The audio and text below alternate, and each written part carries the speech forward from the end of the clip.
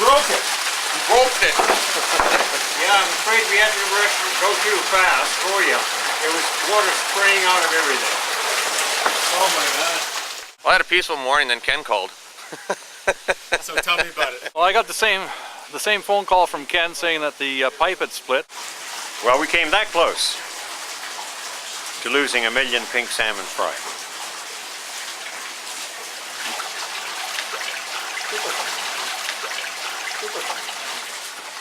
There was a valve right here.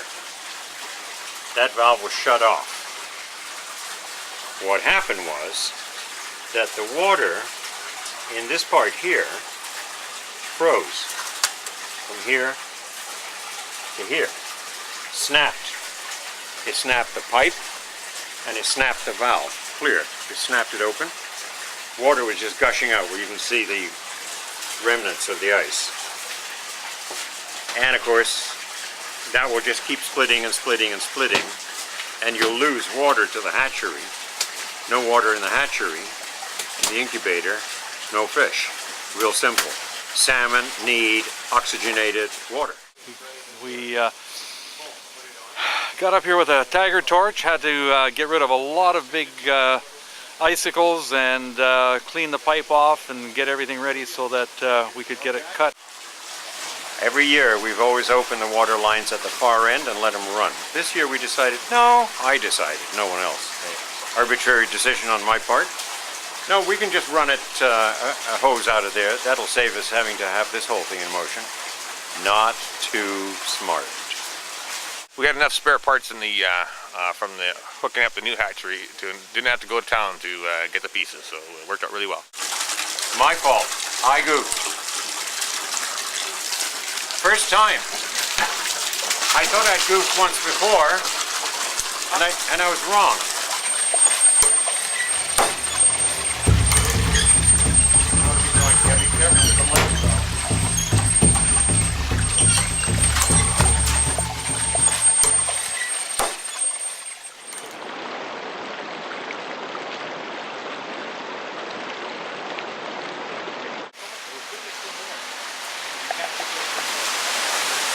We got to count how many, so we're counting 10 at a time and put a marker over here.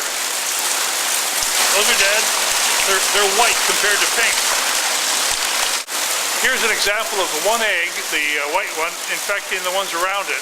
If we left it, they'd all turn white eventually, but they're all infected now. So if we can find another egg here that's white, there's one there. Down there? Yeah. We're going to pick it up. We don't want all the eggs to get infected, then we have to get rid of these as quickly as we can.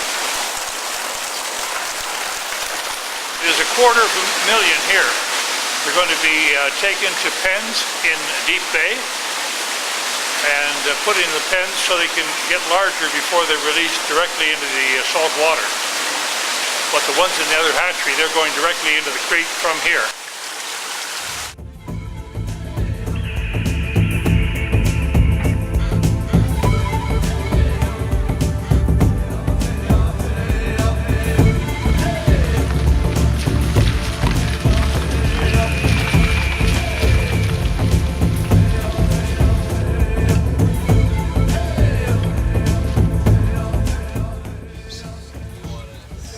Why don't we start at this end and just work along one on each side?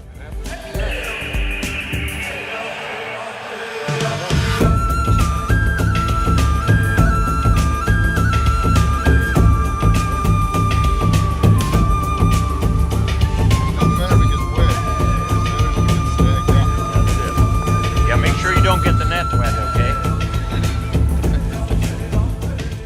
Wayne was mentioning it'll, like the ball rolling on the inside will cause some fraying. That makes sense. So we just tie this off here then? Let it go down to the, yeah. Well, and it'll only go as deep and as just it tie is. to the cleat. The predator net is to keep birds and otters out of the net for eating the little pink fries. So kingfishers are bad, and herons as well.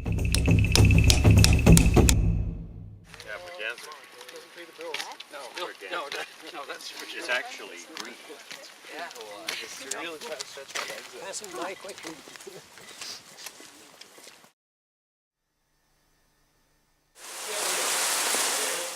Can anything go wrong today? Can everything go wrong? Can anything go wrong? Who the hell knows if it'll go wrong? I would much prefer to be a historian than a prophet. Come to me at the end of the day and ask me. Okay. Hey, how are you? In what we were doing today, in transporting the percentage of our fry to the net pen, if you feed them for a month and you increase the size to say 2.5 times what you saw today, the rate of return, survival rate in the ocean is somewhere in the order of 3 times higher. Okay. Yeah, that'll do, I think.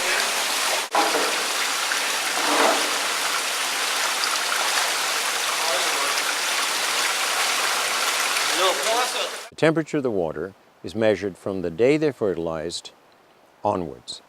So each day you add to the previous total.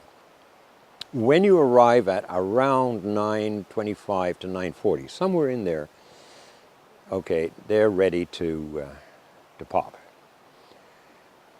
This year, we got up to 1,000, 1,050, 1,100. Okay, have we lost them all? Are they all dead? No, you'd look, shine a flashlight down into the bio rings and look down in there and say, well, no, it's all wiggling and silver and what have you. Everything's still in there. And then, boom. So the minute you think you've got nature nailed, it'll throw you a curveball.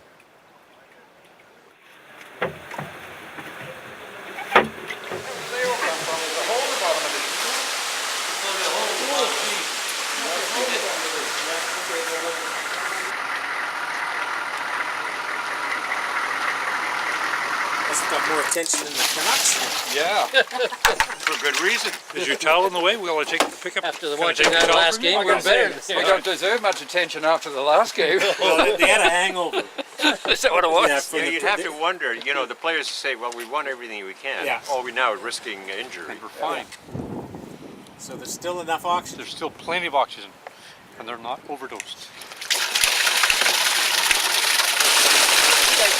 In the case of pink salmon, they go immediately to seed. They don't hang around. So it's, they and chum salmon are unique in that they don't take anything from the river at all.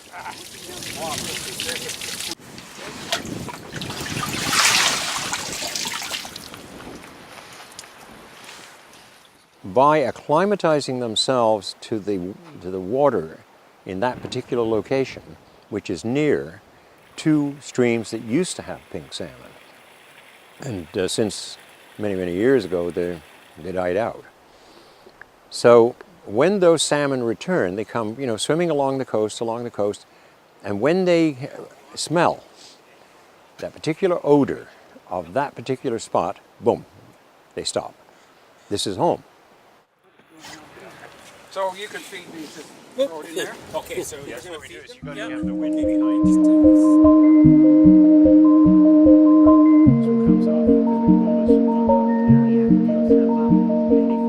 So what we've done is done a huge amount of experimentation to find out what it is the fish actually have to say.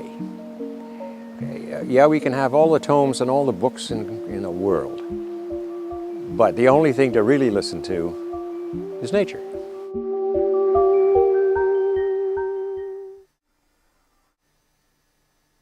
And as my dad once said to me, we are caught in between compulsory enthusiasm and cultivated boredom. I think we're professionals. Hell, you're the only professionals. No, thanks. You're the only professionals. They're just going to sew the new clean net onto the old net that's plugged up, and we'll pull it through that way. When they get to the other end, they'll cut it loose, and we'll be good to go again.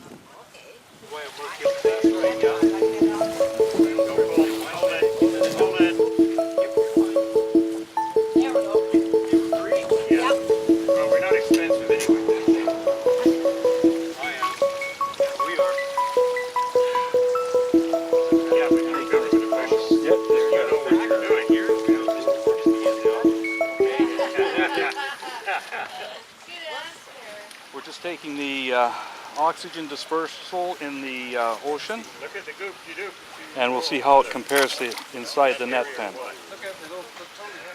So this is basically the same, yeah, which it should be just after changing the net.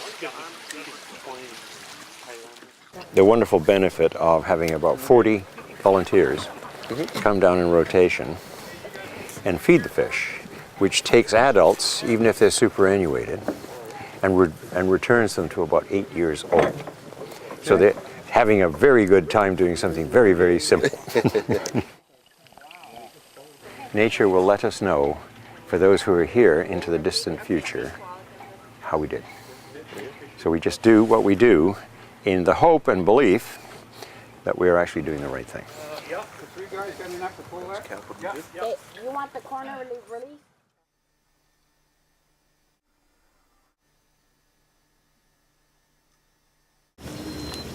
Now what trouble now.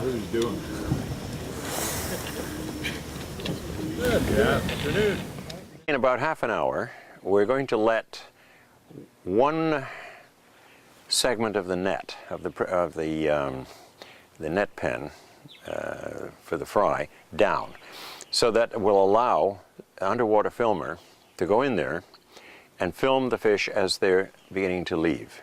Ken Kirkby sort of scares me. He seems to be so in control of things and knows what he's doing. He's got a plan that seems to work. And the plan he shoots from the hips, I think. When I think of Ken Kirkby, I think of Tella the Hun. Well, he calls himself the Viking King, so I mean, what more can you say? You've got to be careful that you don't sink, okay? How are you? I'm fine. How about you? Well, for a guy, I'm all right, you know. I like your buttons. Thank you. Congratulations on all that great press. We won that one. And that one, we just undo this, and we're going to let this sucker down. There we go. Just pull this out of the way. Alrighty, just let her go.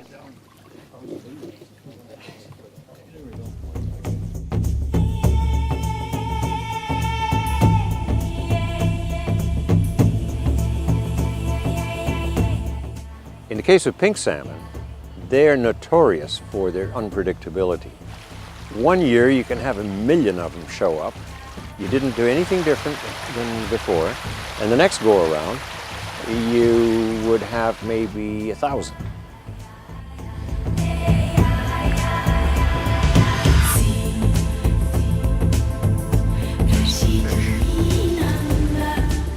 A million things can happen, some of which we know something about, and almost all of them we know next to nothing about.